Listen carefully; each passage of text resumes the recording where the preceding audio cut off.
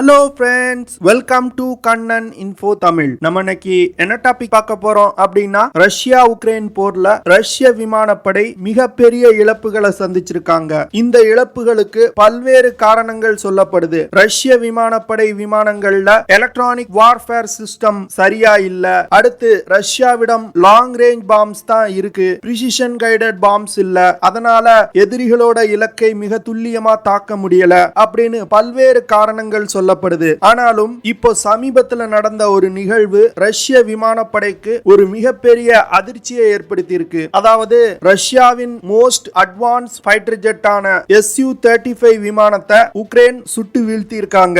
இந்த விமானம் ஒரு அதிநவீனமான விமானம். இந்த விமானம் தான் ரஷ்ய விமானப்படையின் முதுகெலும்பு அப்படின்னு சொல்லலாம். அப்படி இருக்கும்போது உக்ரைன் எப்படி டிஃபென்சிவ் வெப்பன்களை கொண்டே ரஷ்யாவின் மோஸ்ட் அட்வான்ஸ் ஃபைட்டர் ஜெட்டுகளை சுட்டு வீழ்த்தி இருக்காங்க அப்படிங்கிற ஒரு பெரிய கேள்வி எழுது. இந்த வீடியோல ரஷ்ய விமானப்படை விமானங்களை சுட்டு வீழ்த்தும் உக்ரைனின் ரகசிய ஆயுதம் என்ன, உக்ரைன் என்ன மாதிரியான திட்டங்களை ஃபாலோ பண்றாங்க அப்படிங்கறத பத்தி நம்ம டீடைலா இந்த வீடியோல பார்க்கலாம். நீங்க இப்பதான் நம்ம சேனலுக்கு ஃபர்ஸ்ட் டைம் வர்றீங்க அப்படின்னா நம்ம சேனலை சப்ஸ்கிரைப் பண்ணிக்கங்க. அப்படியே அந்த பெல் நோட்டிபிகேஷனை கிளிக் பண்ணி ஆல்ங்கிற ஆப்ஷனை எனேபிள் பண்ணிக்கங்க. ஏப்ரல் 3ஆம் தேதி 2022 வருடம் Ukraine ministry of internal affairs ஒரு செய்தியை வெளியிடுறாங்க. ரஷ்ய விமானப்படைக்கு சொந்தமான ஒரு விமானத்தின் மீது உக்ரைன் ராணுவம் மிசைல் தாக்குதல் நடத்தியதாகவும், இந்த தாக்குதல்ல அந்த விமானம் வீழ்த்தப்பட்டதாகவும், அந்த விமானத்தை இயக்கிய பைலட்டை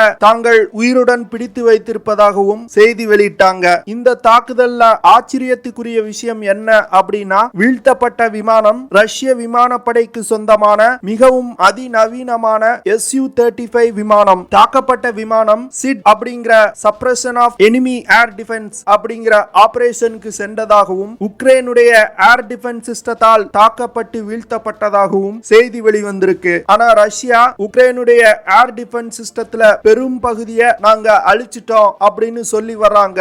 இந்த சூழ்நிலையில இந்த தாக்குதல் நடந்திருக்கு. இந்த விஷயம் உலகின் பல டிஃபென்ஸ் எக்ஸ்பர்ட்ஸுக்கு ஒரு ஆச்சரியத்தை கொடுத்திருக்கு. வீழ்த்தப்பட்ட இந்த விமானம் அதிநவீனமான விமானம். இந்த விமானத்தினால மாக் 2.5 அதாவது 2400 கிலோமீட்டர்ஸ் பெர் ஹார் வேகத்துல பறக்க முடியும். இந்த விமானத்துல பல்வேறு விதமான அதிநவீன ஆயுதங்கள் மற்றும் ரடார்கள் பொருத்தப்பட்டிருக்கு. குறிப்பா சொல்லணும் அப்படின்னா R-77 மற்றும் R-74 air to air மிசைல்கள், KH-29 LTE மற்றும் 3M-14AE ஏர் டு சர்ஃபேஸ் மிசைல்கள், ஆன்டி ரேடியேஷன் மிசைல் மற்றும் ஆன்டி ஷிப் மிசைல்களை இந்த விமானத்துல பயன்படுத்த முடியும். அடுத்து எதிரிகளோட இலக்கை கண்டுபிடித்து தாக்கி அழிப்பதற்கு IRBISE passive electronically scanned array radar இருக்கு. OLS-35 இன்ஃப்ராரெட் சட் அண்ட் ட்ராக் சிஸ்டம் இருக்கு. எதிரிகளோட மிசைல் தாக்குதல்ல இருந்து இந்த விமானங்களை பாதுகாத்துக் கொள்வதற்கு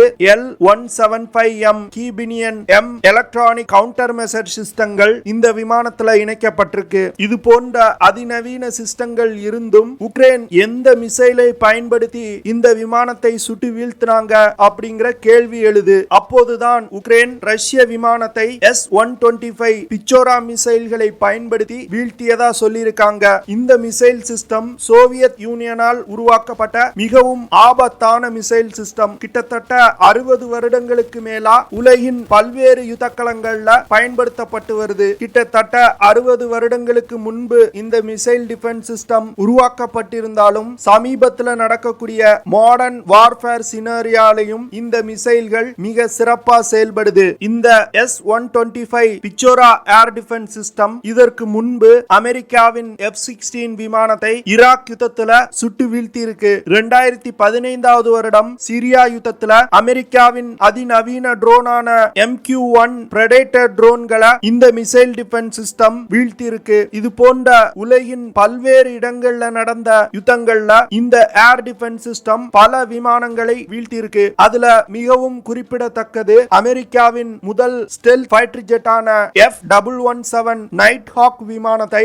1999 வருடம் யுகோஸ்லோவியாவில் நடந்த கொசோவா யுத்தத்தின் போது சுட்டு வீழ்த்தியது. இந்த விஷயம் அமெரிக்க விமானப்படைக்கு ஒரு மிகப்பெரிய அதிர்ச்சியை கொடுத்தது. இன்று வரைக்கும் அமெரிக்க விமானப்படை அஞ்சு நடுங்கக்கூடிய ஏர் டிஃபென்ஸ் சிஸ்டங்கள்ல இந்த S-125 S-125 பிச்சோரா ஏர் டிஃபென்ஸ் சிஸ்டமும் ஒன்று.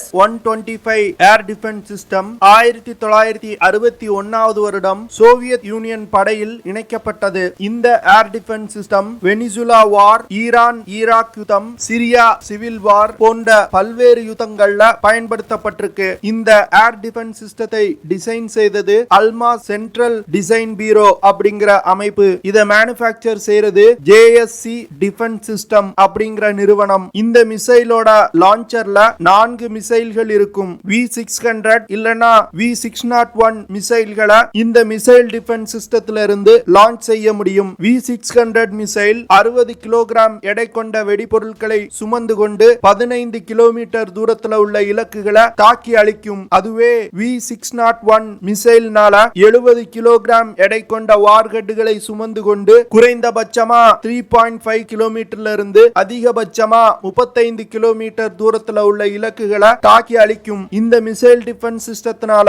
குறைந்தபட்சமா 100 மீட்டர்ல இருந்து அதிகபட்சமா 18 கிலோமீட்டர் உயரத்துல உள்ள இலக்குகளை தாக்க முடியும். இந்த மிசைல் டிஃபென்ஸ் சிஸ்டத்துல லாங் ரேஞ்ச் சர்வேலன்ஸ் மற்றும் டார்கெட்டுகளை கண்டுபிடிப்பதற்கு P-15 பிளாட் ஃபேஸ் ரடார் பயன்படுத்தப்படுது. இந்த ரடார்களை ஒரு இடத்துல இருந்து இன்னொரு இடத்துக்கு ஈஸியா எடுத்து செல்வதற்காக ட்ரக்ஸ்ல மவுண்ட் பண்ணிருக்காங்க.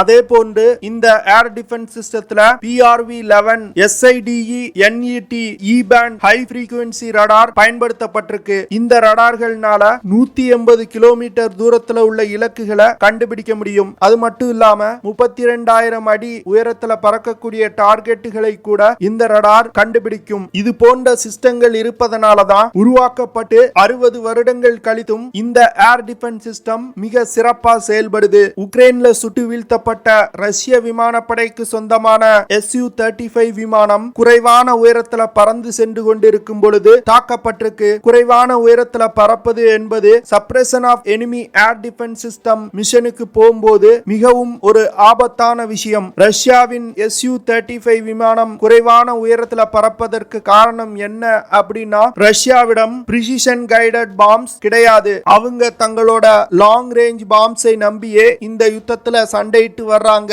இது ரஷ்யாவுக்கு ஒரு மிகப்பெரிய பின்னடைவா பார்க்கப்படுது. ஏன்னா எதிரிகளோட இலக்கை ரஷ்ய விமானப்படையால் துல்லியமா தாக்க முடியல. இதனால ரஷ்ய விமானப்படையால் ரஷ்ய தரைப்படைக்கு க்ளோஸ் ஏர் சப்போர்ட் கொடுக்க முடியல. இதனால ரஷ்ய தரைப்படையின் முன்னேற்றம் பாதிக்கப்படுது. இந்த விஷயம்தான் உக்ரைன்ல ரஷ்ய விமானப்படைக்கு பின்னடைவு ஏற்படுவதற்கு மிக முக்கியமான காரணம். இந்திய விமானப்படையில 30க்கும் மேற்பட்ட பிச்சோரா ஏர் டிஃபென்ஸ் சிஸ்டங்களோட யூனிட்ஸ் பயன்பாட்டுல இருந்து வருது. இந்த யூனிட்ஸ இந்திய விமானப்படை இன்றளவும் அப்டேட் செய்து இயங்கும் நிலையில வச்சிருக்காங்க.